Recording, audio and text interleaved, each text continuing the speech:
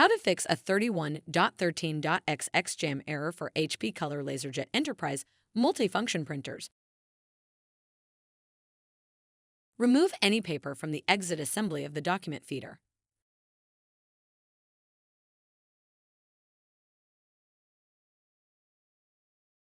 Open the document feeder cover by grabbing the edge and gently lifting upwards. Remove any jammed paper from the document feeder input area. Close the document feeder cover.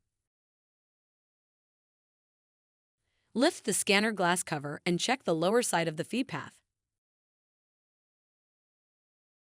Remove any jammed paper.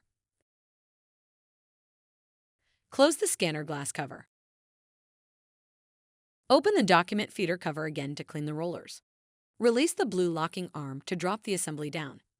Slide the pickup and feed roller assembly to the left and then pull it away from the document feeder to remove it.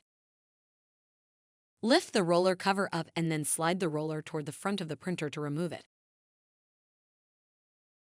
To clean the rollers, gather the following items: a lint-free cloth and water. Lightly dampen the cloth with the water and strain any excess. Clean the rollers with the cloth. Reinstall the rollers in the document feeder.